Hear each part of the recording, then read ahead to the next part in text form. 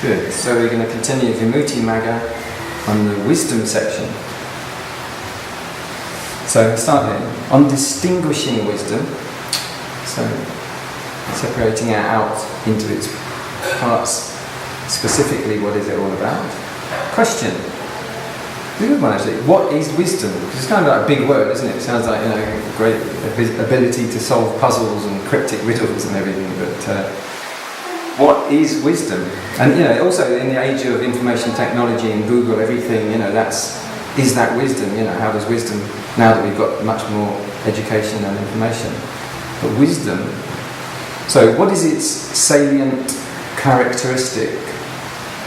What is its function? What is its manifestation? And what is its near cause? Those four are used again and again and again, and it's really interesting seeing them being used that early. So what is its characteristic? This is called lakkhana. What is its function? It's called rasa. What is its manifestation? It's padatana. What is its near cause? Pachupatana, I think it's called.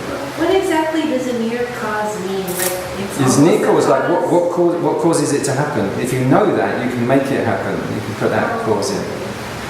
Like friendship is, like if you want the mind state of friendship to arise, you have to have certain things there.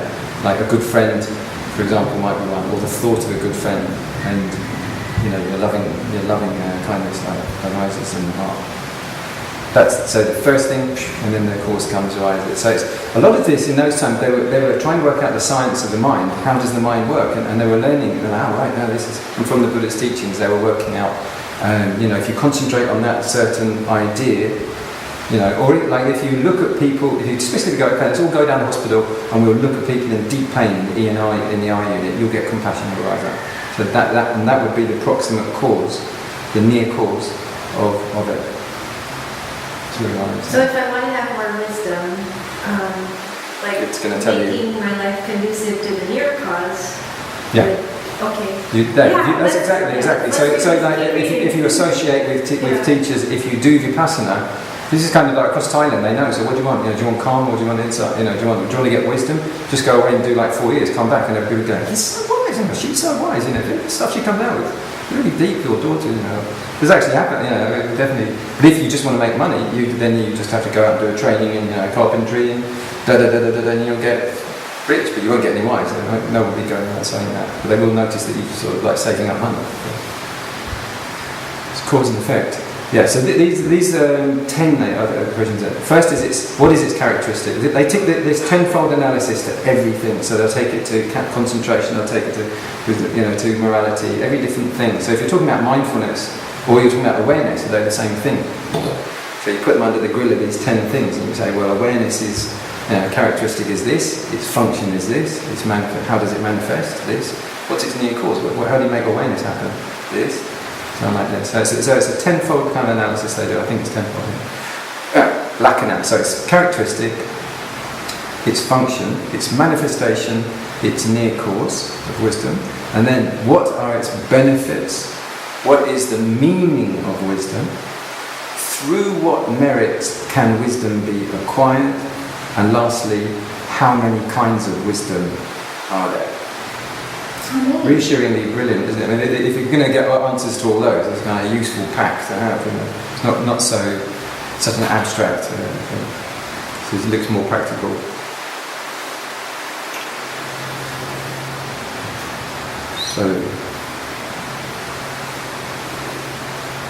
Sorry, hold on. There's about 3/4 of the page is notes. I just want to see if we can stick it roughly.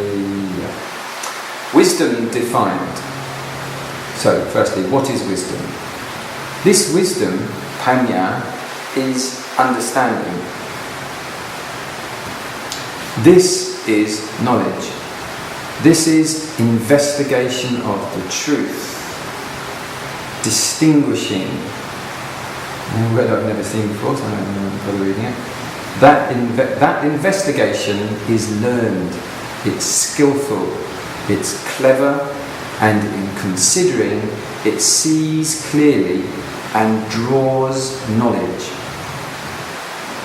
Wisdom is good, or goodness, I suppose. Wisdom is faculty. Wisdom is power. And then analogies. Wisdom is the sword. Wisdom is a tower. Wisdom is light. Wisdom is splendor.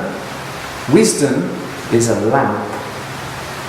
Wisdom is a gem. So all the classic descriptions used a lot with the Buddha. Yeah, with King Milinda's questions, he says, what's the difference between, the king asks the monk, what's the difference between wisdom and mindfulness? The monk said, Nagasena says, wisdom is the sword, but mindfulness is the hand that holds it. So when you, like if you're Sherlock Holmes and you're investigating, so no, this is all lies, this is all truth, the sheriff did it. He's used, the sword of investigating, but with mindfulness to concentrate into the right aspects. And you can investigate into the body, you can investigate into feelings to find the truth, and you can investigate into the mind. Depends where it needs to be healed. The attainment of truth is its salient characteristic. So the second question, so what's its salient characteristic? The attainment of truth. So if wisdom is there, truth comes right out with wisdom. If you've got wisdom, you've also got truth there at the same time. You can't have one without the other. Investigation is its function. And what's its manifestation? Non-delusion. So if you know someone, or you have someone non-deluded, you're manifesting wisdom like that. Even in silent meditation, especially in silent. Its near cause, the Four Noble Truths. Knowing of suffering, knowing its cause, knowing its cessation, and knowing the path to its cessation. If those things are there, wisdom will arise. And again, clear understanding is its salient characteristic. The entering into the true law is its function. It's the function of wisdom, the Dhamma, is to enter into the Dhamma. That's what it does, it takes us into it. To realization of the true law. Its manifestation is the dispelling of the darkness of ignorance. Is its manifestation. And it's the near cause of the four kinds of analytical science. I knew you were going to say that. For that, to know what those are, we have to go on. But it's the Vimuttimagga. It's their four discriminations. They call it analytical science, but that's what Patisambhida means. It's discriminating knowledge. There are four kinds, but one of them is... I don't want to jump over because it will come up to it. Better to hear it from the benefits. I spelled benefit. Benefits of wisdom. So what are its benefits? Incalculable are the benefits of wisdom. This is the statement in brief, and then it's got a 29 verse. Through wisdom are all morals made to shine. Two kinds of wisdom lead to jhana heights. Through wisdom does one tread the holy path and see the fruition great of sanctity, that's peace. Supreme is wisdom, 'tis the eye of things. The loss of wisdom is impurity. Unrivaled is the growth in wisdom's state. Through wisdom does one break all wrong views. It says heresy, but it makes it sound like the Spanish Inquisition. The vulgar drawn by craving practice ill. Do you understand that? No. They're like vulgar people who are drawn by craving. Like vulgar people who are attracted by craving, who are pulled by craving, practice wrong things. Ill. Practice harm. not the wise, the highest of all kind. Though the wise who rightly live and teach what profit both...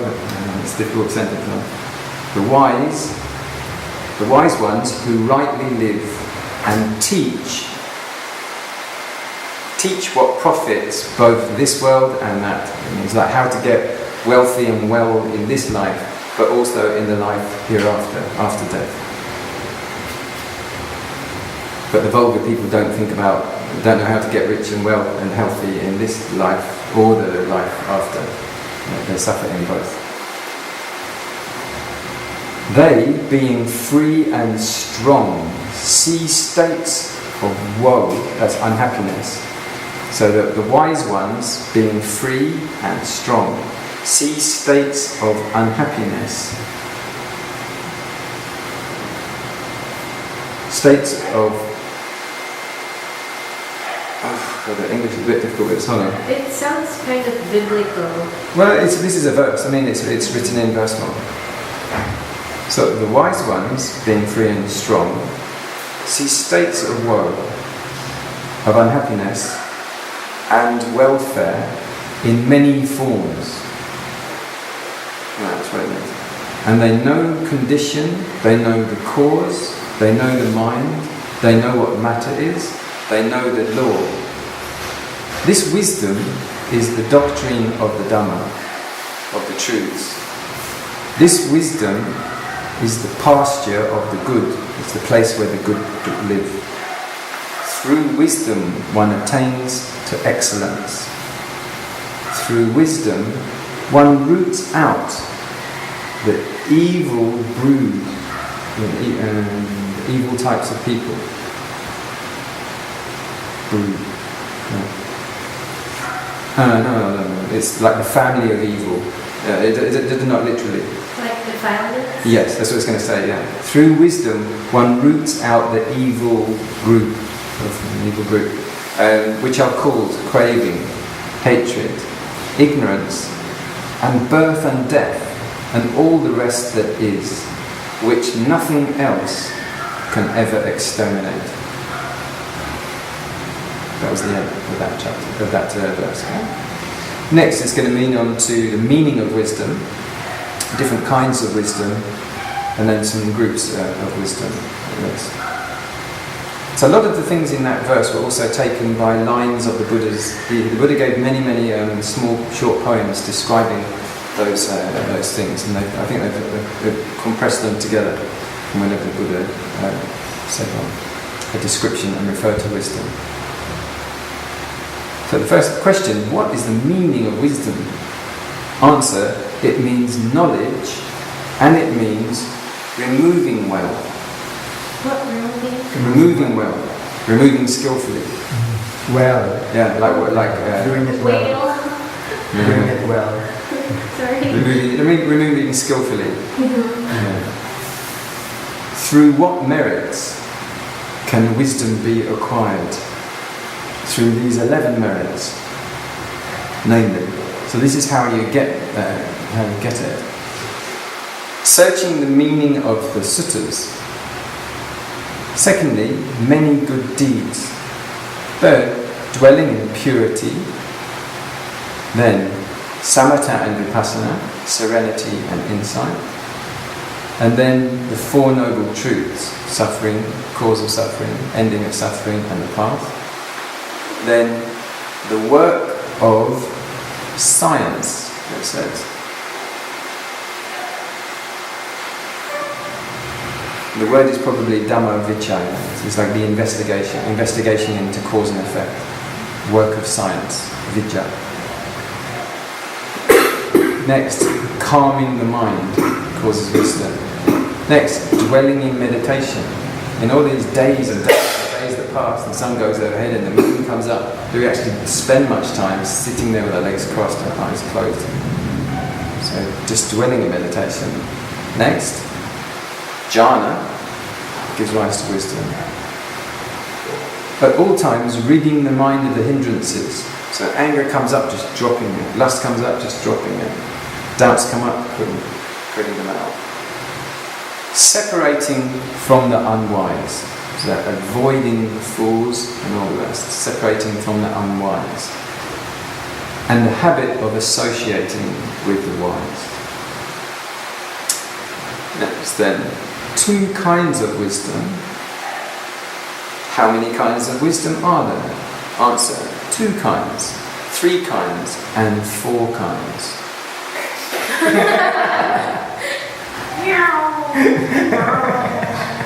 What does that mean? Apart from sounding like a cat. Go on. Nothing. No? I'm wailing.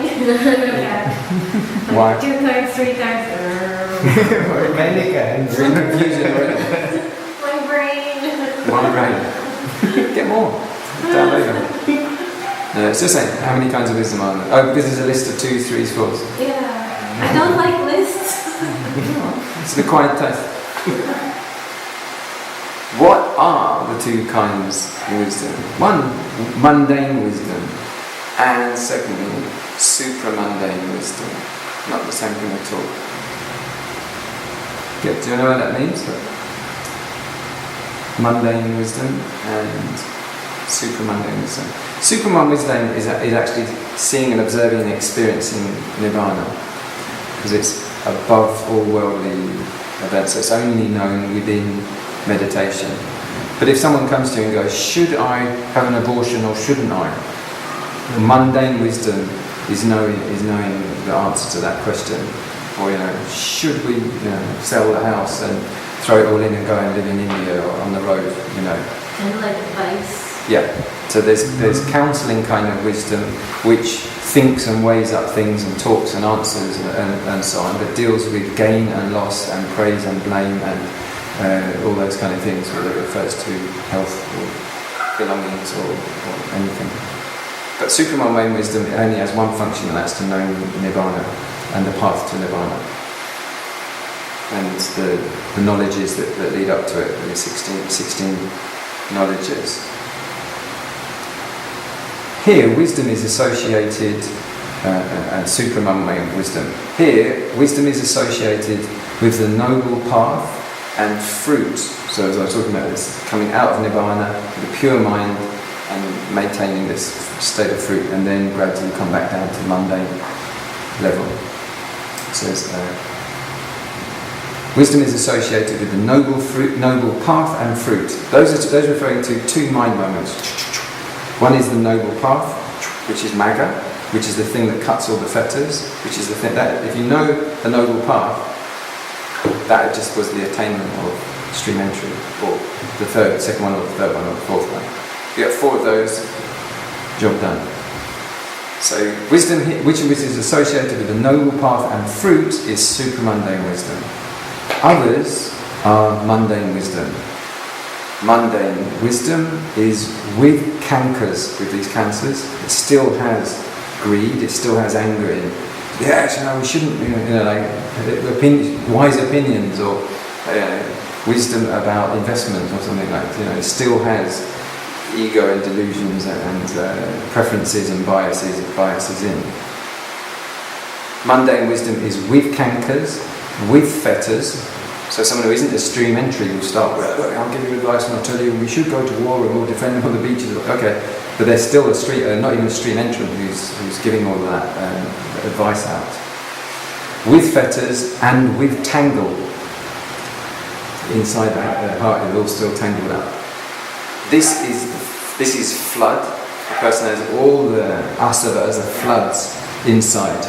So all of the adrenaline and all of the stress and all of the ego is strong in there. This is the yoke. So it's basically going through as a typical list of, they're given about 6 of them in a row, but they all refer to the same thing, which is the flow of defilements and poisons through the mind.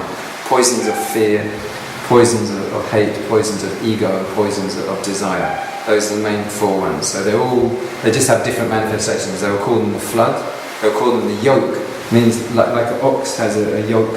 So this is like people are pulled along by the fears, like dragged blindly like that. I think it's a literal thing, because you read studies of fear actually producing chemical change in your blood chemistry, or adrenaline. It really does flood your system.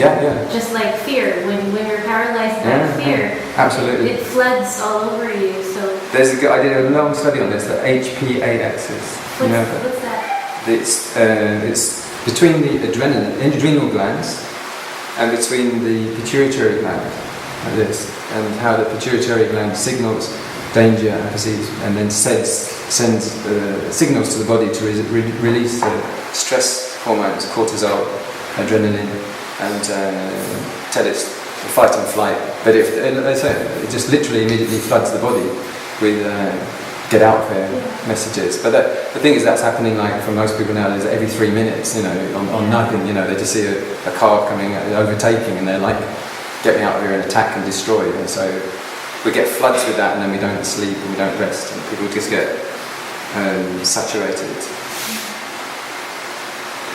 The flood, that's what we need the vehicle to get over, the raft. And then once we're free of it, we can leave that. This is the yoke. This is the hindrance. This is contact. Actually, that before. This is faring on. This is contamination. That's a good one. This is contamination, like a nuclear reactor breakdown. Supramundane wisdom is without cankers, is without fetters, is without the tangle, the non-flood, the non-yoked, the non-hindered, the non-contacted, the not faring on, the non-contaminated. So this is what we're working towards, to experience the mind state that is that clear and that pure, like a full moon, clear of all clouds. Alright, so move on. First group of 3 in wisdom. So that was 2 kinds of wisdom, mundane, supermundane. First group of 3 in wisdom. The 3 kinds in wisdom are sprung from thought. It's the first time. So the first 3 in wisdom are: 1. Wisdom sprung from thought. 2. Wisdom sprung from study. And 3. Wisdom sprung from culture. So then that's not, I suppose that's right, The first is called Chintamaya. Chinta is ideas of thinking and working out. Second is Suttamaya, which is study or listening. Like this is sutta, not like a sutta in the book, but listening, that's sutta, discussion. And fourthly, from bhavana. So when it says culture, it sounds like the magazines and everything, but it's not, it's from meditation. Cultivation, inner cultivation. So the first is basically like sort of thinking and reasoning, and the second is learning and discussion and hearing, and the fourth is silent realization. What I've said. Here, wisdom, which one acquires without learning from others, is the wisdom that karma is property of each one. When you know that you've earned that property through cultivation, you know it's yours. You didn't pick it up from a book and go arguing it. No, it's put it in there. It's not this, and it's not also something that you're repeating because you heard it on a workshop. But this is something when you got it, and no need to look to someone else what they said or what was written. You have it as an insight. So this is also the proximate cause of equanimity, is this as well. It's a very important thing. The thought, all beings have karma as their own property. Karma, so they cultivate what they've cultivated. With that knowledge, equanimity comes about. But often, like book learning causes people like shaky or angry or what, but it's not this. Or the wisdom which is conformable to the truth. Wait a minute, it's quite a long sentence. I'll read it out, but it's a little long. Here, wisdom is the wisdom which is... this is the first one. Wait a minute. Chintamaya, this is a more thinky one. It's the wisdom which is conformable to the truth in respect of vocational work or works of science. So if somebody says the law of gravity is such and such, Or, technical knowledge, that's precisely what it means. Chintamaya means technical knowledge. Then, thus is wisdom sprung from thought to be known. So it's all the training that you do in the vocational courses, this kind of thing. Scientific knowledge, and practical training. The wisdom that is got by learning from others is called wisdom sprung from study. Entering into concentration, one develops all wisdom. This is wisdom sprung from concentration. Right? Move on. The second group of three in wisdom, there's not just one, that was the first one. Next, again, there are three kinds in wisdom. Skill in profit. 2, skill in loss. 3, skill in means. Often what profit means here and non-profit, is it loss, are the states of mind that are the hindrances, the 10 states of mind which are called the states of loss, the demeritorious states, and the opposite. So desire and hate and apathy and doubt and restlessness and then jealousy, envy, conceit and ego, all those 10, they're all called loss. And then all their opposites are called profit, states of profit. They go increasing in energy, these want to decrease, exhaust, cause exhaustion. Here, as one attends to these states, loving kindness and attention, demeritorious states are put away. Meritorious states are made to increase. This wisdom is called skill in profit. So the ability to be able to turn doubts to faith, reverse all of them. That's the skill here. To turn hate into love. This wisdom is called skill in loss. Here the wisdom of all means of success is called skill in means. It's transformation, transformative wisdom. Right? Third group of three in wisdom. So all of the threes. There are three kinds in wisdom here, namely the wisdom that accumulates, the wisdom that does not accumulate, and the wisdom that neither accumulates nor does not accumulate. They always do this a lot. It's like plus, minus, neither plus nor minus, and then neither plus nor minus. No, plus, and then minus, and then plus and minus, and then neither plus nor minus. Often you see this done with thoughts. Anyway, so it means that the wisdom does not accumulate, and the wisdom... No, wait a minute, I didn't start it. Namely, there are three kinds of wisdom. The wisdom that does accumulate, the wisdom does not accumulate, and the wisdom that neither accumulates nor does not accumulate. The wisdom of the four paths is called the wisdom that does not accumulate. So if you see the truth of suffering and its cause and its cessation and the path, which is actually one moment, it's not like this and then that. They're all things are one moment. So if you see Nibbana, you can see all the cause and all the path simultaneously. It's not easy to understand that. That wisdom, Nibbana nothing can attach to Nibbana. It's very important. Normally people's minds are like glue, and everything that comes into it sticks to it, and the mind is like a bird in a cage, like a bird in a cage, like that, trapped and caught within it, cannot really escape. But the mind which is focused on Nibbana, an Arahant mind is always relating to Nibbana, cannot accumulate, nothing can stick to it. And wisdom neither accumulates and nor does not accumulate. So often people only think about things in positive and negative as well. The neither describable nor non-describable wisdom of the fruit. You can't you can't say like Nibbana isn't this and it's not this and it's empty and it's a hole and it's a very peaceful place with nothing in it. You can't say Nibbana is like that because those are all non-descriptions and anti-descriptions. So neither describable nor non-describable wisdom of the fruit of the four stages and the object of the three stages. This is wisdom. This is Nibbana itself is wisdom. that neither accumulates nor does not accumulate. It's not easy. Nobody said it would be easy. Now you tell me. Is that a Spock grip you're doing like this? Alright.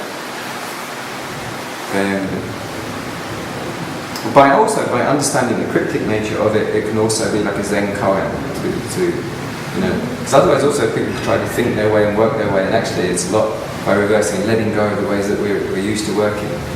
Be doing visualizations and kind of let go of it. It's not like that. Yeah. Or trying to get something, or trying to get a state of mind, or any getting. The first group of 4 in wisdom.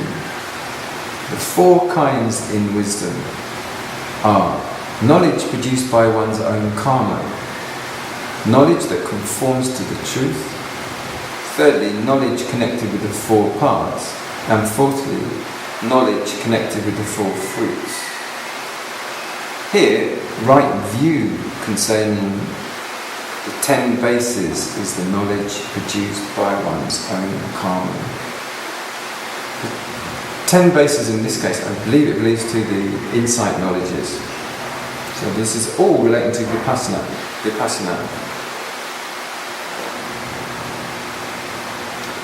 Right view is almost only attained, it's safe to say it's only attained through Vipassana knowledges.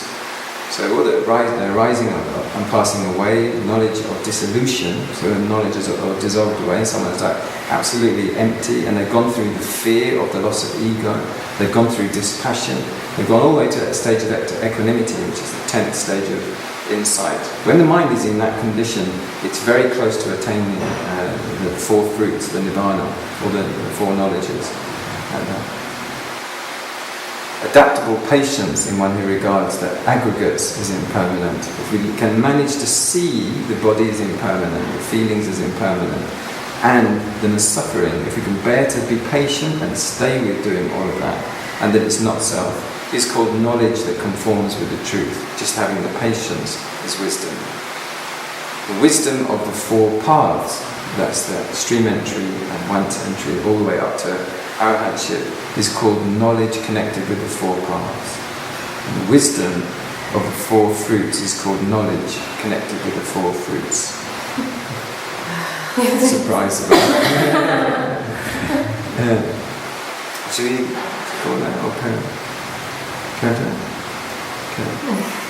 Okay, so call it a day there from the Vimuttimagga in the wisdom section for moving on. So wish you all very well and success on the difficult path and being patient throughout.